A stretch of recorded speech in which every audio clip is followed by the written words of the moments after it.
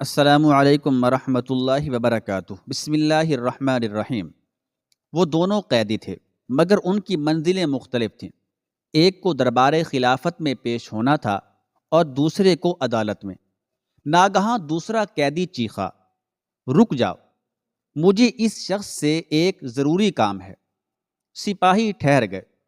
چند لمحوں بعد پہلا قیدی نزدیک آ گیا۔ دوسرے قیدی نے سپاہیوں سے درخواست کرتے ہوئے کہا، میں اس کے ہاتھوں کو بوسہ دینا چاہتا ہوں۔ اگرچہ میری طرح یہ بھی مجرم ہے، لیکن میرے اور اس کے جرم میں بڑا فرق ہے۔ سپاہیوں نے اسے غور سے دیکھا۔ کیا تو اس شخص کو جانتا ہے؟ لہجہ انتہائی تحقیر آمیز تھا۔ یہ خلیفہ کا معتوب ہے، اس کے ساتھ کوئی محبت سے پیش نہیں آ سکتا۔ اسے کون نہیں جانتا؟ دوسرے قیدی نے کہا، ہم سب اس کے علم کے سائے میں رہتے ہیں۔ یہ کہہ کر وہ مڑا۔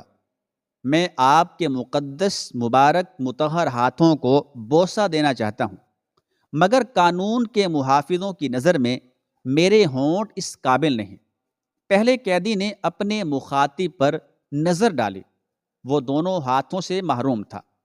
آپ مجھے نہیں جانتے۔ میں بغداد کا مشہور ڈاکو ابو الہیثم ہوں۔ میری پیٹھ پر بے شمار کوڑوں کے نشانات ہیں۔ میرے دونوں ہاتھ کاٹ دیے گئے ہیں اور میں جرم کی زندہ علامت بن کر رہ گیا ہوں۔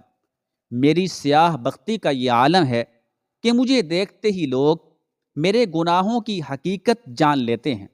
قانون چاہتا ہے کہ میں آئندہ کے لیے توبہ کر کے عام انسانوں کی قطار میں شامل ہو جاؤں، لیکن مجھے انفرادیت کی یہ زندگی پسند ہے۔ اگر یہ لوگ میرے دونوں پاؤں بھی جسم سے علیحدہ کر دیں تو بھی میں بستر پر لیٹے لیٹے یہ تمنا کرتا رہوں گا کہ کاش میں اس قابل ہوتا اور ایک بار پھر جرم کر سکتا۔ اتنا کہہ کر ابو الہیثم نے اس قیدی کی طرف دیکھا جس کی گرفتاری پر حکومت وقت نے اپنی پوری توانائی صرف کر دی تھی۔ میری یہ استقامت شیطان کی راہ میں ہے، مگر آپ منزل حق کے مسافر ہیں۔ میں نے صرف اپنی ذات کو ہلاک کیا ہے، لیکن آپ کی لغزش ساری دنیا کو تباہ کر ڈالے گی۔ اللہ آپ کے قدموں کو آزمائش کے راستے میں جما دے کہ آپ اہل دل کی آخری امید ہیں۔ جوش جذبات میں ابو الہیثم کی آواز لڑکھڑانے لگی تھی۔ سپاہیوں نے اسے جھٹکا دے کر کھینچا۔ زنجیریں بج اٹھیں۔ ابو الہیثم جاتے جاتے مڑا۔ امام، اللہ حافظ۔ اس کی آنکھوں میں آنسو تھے۔ بغداد کا رسوائے زمانہ قزاق یعنی لٹیرا ڈاکو جا چکا تھا، مگر فضا میں اس کے الفاظ کی گونج اب بھی باقی تھی۔ قیدی کے چہرے پر کئی رنگ ابھر کر ڈوب چکے تھے اور اب وہ پہلے سے زیادہ پرسکون نظر آ رہا تھا۔ سپاہیوں کو بھی ایک ڈاکو کی جرأت مندی کا مظاہرہ دیکھ کر شرمندگی کا احساس ہو رہا تھا، مگر وہ خلیفہ کے حکم سے سرتابی نہیں کر سکتے تھے۔ انہیں بہرحال اس شخص کو زنجیریں پہنا کر دربار میں حاضر کرنا ہی تھا جس نے ایک آمر کا حکم ماننے سے صاف انکار کر دیا تھا۔ آخر وہ سنگین لمحہ آ پہنچا۔ دربار میں بیڑیوں کی جھنکار سنائی دی۔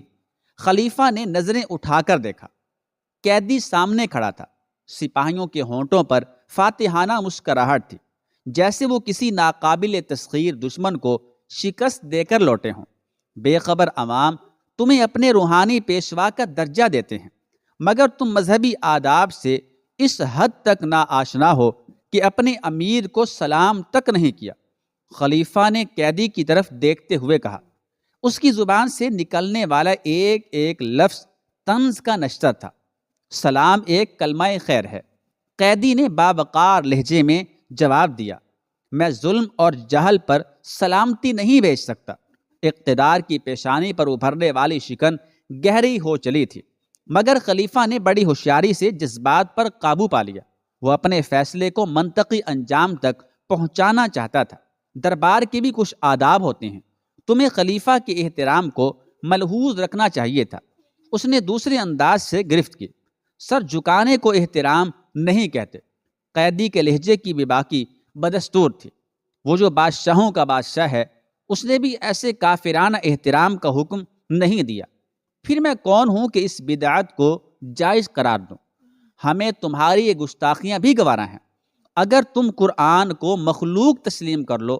خلیفہ اندر ہی اندر پیچ و تاب کھا رہا تھا، مگر اس نے اتمام حجت کی خاطر اپنی ناراضگی کا اظہار نہیں کیا تھا۔ یہ سب علم و فضل کی آخری منزل تک پہنچ چکے ہیں۔ خلیفہ نے ان علماء کی طرف اشارہ کیا جو اس کے عقیدے کو تسلیم کر چکے تھے اور نتیجتاً دربار کی آراستہ کرسیوں پر بیٹھے ہوئے تھے۔ قیدی نے ان فاضل شخصیتوں پر ایک اچٹتی سی نظر ڈالی جن کا خلیفہ نے حوالہ دیا تھا۔ جب یہ قرآن کو علل اعلان مخلوق کہتے ہیں تو پھر تمہارے علم کا کس دنیا سے تعلق ہے؟ کیا ان کی رائے سند کا درجہ نہیں رکھتی؟ خلیفہ نے ایک ایک لفظ پر زور دیتے ہوئے کہا۔ اب آہستہ آہستہ اس کے ارادے بے نقاب ہوتے جا رہے تھے۔ مجھے ان حضرات کی علمی فضیلت پر کوئی شک نہیں۔ قیدی کا تحمل قابل دید تھا۔ مجھے اس کا بھی اعتراف ہے کہ میں دنیا میں سب سے کم علم انسان ہوں، مگر قرآن کو مخلوق تسلیم نہیں کر سکتا۔ وہ حی و قیوم کا کلام ہے، اسے کسی حال میں بھی موت نہیں چھو سکتی۔ بالآخر قیدی نے اپنا فیصلہ سنا دیا۔ اس نے کسی عالم کی تصدیق نہیں کی تھی، بس اپنا نقطۂ نظر واضح الفاظ میں بیان کر دیا تھا۔ میں تم پر اپنے بیٹے سے زیادہ مہربان ہوں اگر تم قرآن کے مخلوق ہونے کا اقرار کر لو۔ خلیفہ نے قیدی کو اسیر کرنے کے لیے نیا دام پھیلایا تھا۔ اس جال کے پھندے بظاہر ریشم سے بھی زیادہ نرم تھے، مگر حقیقت میں ان کی سختی کے آگے آہنی حلقے بھی حیج تھے۔ میں اپنے ہاتھ سے تمہاری بیڑیاں کاٹوں گا۔ خلیفہ نے اپنی بات جاری رکھتے ہوئے کہا، پھر تم مملکت اسلامیہ کی سب سے محترم شخصیت بن جاؤ گے۔ اقتدار نے ایک بوریا نشین کو سب سے بڑی پیشکش کر دی تھی۔ مجھے اپنی حیثیت کا اندازہ ہے، میں اس قدر عزت افزائی کو کس طرح برداشت کر سکوں گا؟ قیدی نے بے نیازی کے ساتھ تمام عنایات کو ٹھکرا دیا۔ پھر ایسے عاقبت نا اندیش کو ہلاکت سے کون بچا سکتا تھا؟ خلیفہ کے چہرے پر پڑا ہوا تہذیب و اخلاق کا خول اتر گیا۔ اس نے شدید غصے میں تازہ دم جلادوں کو ہاتھ سے اشارہ کیا۔ طاقتور بازو بلند ہوئے۔ سفاکی کی صلاحیتوں کا بھرپور استعمال کیا گیا۔ دربار کی ساکت فضا کوڑوں کی آواز سے لرز اٹھی۔ قیدی کی پشت پر تازیانے برس رہے تھے۔ اے دلوں کے تھامنے والے، تو نے اپنے بندوں سے اس دن کا وعدہ کیا تھا، مجھے میرے نفس کے حوالے نہ کر، میری دستگیری فرما، میری مدد فرما، میں تیری پناہ مانگتا ہوں۔ آج کے دن مجھے تنہا نہ چھوڑ۔ کوڑوں کی خوفناک آوازوں میں قیدی کی صدائیں شامل تھیں۔ جس کی تمام عمر عبادت کی تھی، آج وہ اسی ذات کو پکار رہا تھا۔ مزاج شاہی اور برہم ہو گیا، تشدد کی لہر اور تیز ہو گئی۔ خلیفہ کا خیال تھا کہ وہ مسلسل ضربوں کی تاب نہ لا کر سر جھکا دے گا، مگر قیدی ایک بار پھر اپنے معبود سے سرگوشیاں کر رہا تھا۔ زمین و آسمان فانی، مکین و مکان فانی، تو باقی، تیرا کلام باقی، تو بھی جلیل و جمیل، وہ بھی جلیل و جمیل۔ عامر وقت ان کلمات کو برداشت نہیں کر سکتا تھا۔ پھر انسانی قہر و غضب نے وحشت کا رنگ اختیار کر لیا اور جبر و ستم حد سے گزر گئے۔ جلادوں نے اپنے فن کے مظاہرے میں کوئی کسر باقی نہیں چھوڑی۔ قیدی اپنے خون میں نہا چکا تھا، تشدد میں کوئی کمی نہیں آئی۔ قیمتی پتھروں پر انسان کا ارزاں لہو بہہ رہا تھا، پھر بھی وہ اپنے قدموں پر کھڑا رہا، مگر کب تک؟ توانائی اپنی انتہا کو پہنچ گئی، قوت ارادی زائل ہونے لگی۔ بالآخر وہ سرے دربار بے ہوش ہو گیا۔ خلیفہ کو یقین تھا کہ قیدی اب زیادہ دیر تک ثابت قدم نہیں رہ سکے گا۔ جلاد اس کے ہوش میں آنے کا انتظار کر رہے تھے۔ کچھ دیر بعد اس نے آنکھیں کھول دیں۔ خلیفہ کے اشارے پر اس کے سامنے پانی سے بھرا ہوا برتن پیش کیا گیا۔ پیاس کی شدت سے قیدی کی زبان خشک ہو چکی تھی۔ اس نے پانی کی طرف ہاتھ بڑھایا، مگر دوسرے ہی لمحے ہاتھ کھینچ لیا۔ میں روزے سے ہوں۔ دربار میں زخمی کی باوقار آواز گونجی۔ پھر وہ آہستہ آہستہ زمین سے اٹھ کر کھڑا ہو گیا۔ خلیفہ کی جانب بے نیازی سے دیکھا۔ اہل دربار کی کیفیات کا جائزہ لیا، پھر جلادوں سے پوچھا کیا وقت ہوا ہے؟ ظہر کا۔ جواباً کہا گیا مجھے نماز کی مہلت دی جائے۔ قیدی نے درخواست کی۔ اس موقع پر اس کا لہجہ نرم ہو گیا۔ خلیفہ نے اجازت دی۔ زخمی نے اللہ اکبر کہہ کر نیت باندھ لی۔ وہ عام دنوں میں بہت سکون سے اپنے خالق کی عبادت کیا کرتا تھا، مگر آج اس کی جسمانی حرکات میں اضطراری کیفیت تھی۔ عملی نماز معمول سے نسبتاً تیز تھا، شاید اس خیال سے کہ کہیں خلیفہ اور درباری اس کے صبر و سکون کو تاخیری حربوں کا نام نہ دیں۔ اس لیے وہ اپنی فطرت کے خلاف جلد بازی کا مظاہرہ کر رہا تھا۔ قیدی نے نماز ختم کی، بہت مختصر دعا مانگی اور سیدھا کھڑا ہو گیا۔ سجدے کے بعد فرش پر ہاتھوں کے خون رنگ نشانات ابھر آئے تھے۔ تم لوگ اپنا کام جاری رکھو۔ قیدی جلادوں سے مخاطب ہوا، میں اپنا فرض ادا کر چکا ہوں، تم بھی اپنا فرض پورا کرو۔ فرض کی تکمیل ہی اقرار بندگی ہے۔ اس سے پہلے کہ خلیفہ جلادوں کے لیے مشق ستم کا نیا حکم جاری کرتا، ایک درباری عالم درمیان میں بول پڑا، جب تمہاری نماز ہی ادا نہیں ہوئی تو پھر فرض کی ادائیگی کا کیا سوال پیدا ہوتا ہے؟ بغداد کا مشہور فقیہ ایک لہو لہان قیدی سے مخاطب تھا، تم نے نماز اس وقت ادا کی جب تمہارے پورے بدن سے لہو بہہ رہا تھا، خون بہہ رہا تھا۔ شرعی مسئلے کے اعتبار سے نہ تمہارا وضو برقرار رہا اور نہ جسمانی طہارت، پھر یہ کیسی نماز تھی؟ خلیفہ اور دیگر اکابرین دربار قیدی کی اس گرفت پر مسکرانے لگے۔ ان کے خیال میں وہ موت کے خوف سے بدحواس ہو گیا تھا، اور پھر اس نے اس دہشت کے عالم میں نماز ادا کر لی تھی۔ اس سوال نے خلیفہ کے کام کو مزید آسان بنا دیا تھا۔ میں فقہ کے مسائل نہیں جانتا۔ قیدی کی آواز بدستور پرسکون تھی۔ پھر تمہیں کس نے مسند امامت پر بٹھایا ہے؟ دوسرا فقیہ تیز لہجے میں بول اٹھا، میں آج تک کسی مسند پر نہیں بیٹھا۔ قیدی اب تک روایتی تحمل کا مظاہرہ کر رہا تھا، میں صرف ایک خاک نشین اور خاک ہی میری مسند ہے۔ چرب زبانی تمہاری غلطی کی پردہ پوشی نہیں کر سکتی۔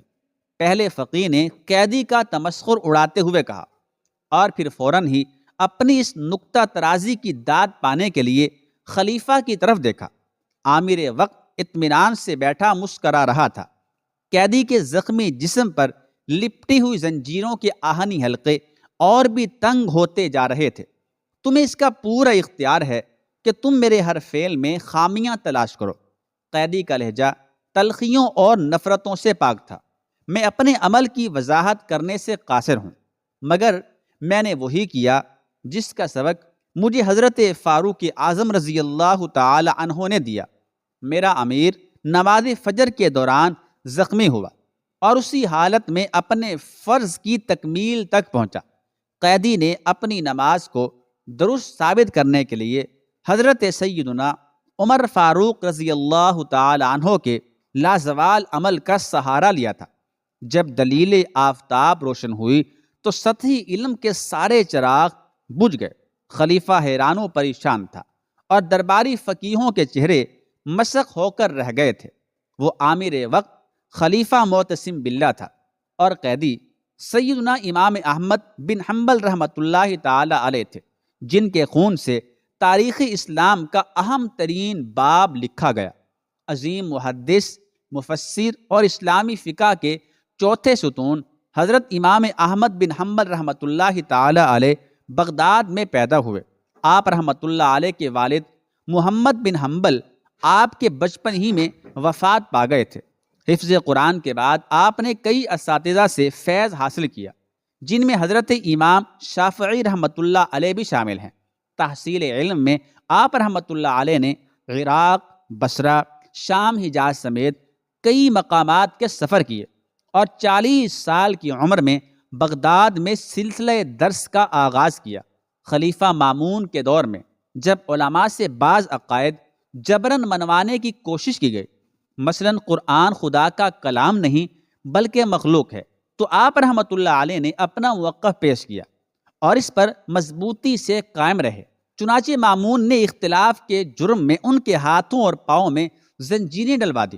مامون کے جانشین معتصم نے سختی زیادہ کر دی اور امام موصوف پر اتنے کوڑے برسائے جاتے کہ آپ رحمۃ اللہ علیہ بے ہوش ہو جاتے۔ تلوار کی نوکوں سے آپ رحمۃ اللہ علیہ کے جسم کو ایذا دی جاتی۔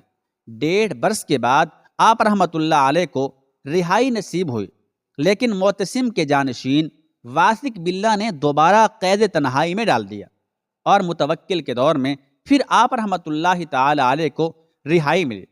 تاہم اس کے نتیجے میں آپ رحمۃ اللہ علیہ کی عزت میں بے پناہ اضافہ ہوا اور آپ رحمۃ اللہ تعالی علیہ نے درس حدیث کا پھر آغاز فرما دیا۔ 77 برس کی عمر میں حضرت امام احمد بن حنبل رحمۃ اللہ علیہ کی وفات ہوئی۔ آپ نہایت متقی اور سنت رسول صلی اللہ علیہ وآلہ وسلم کے پابند تھے۔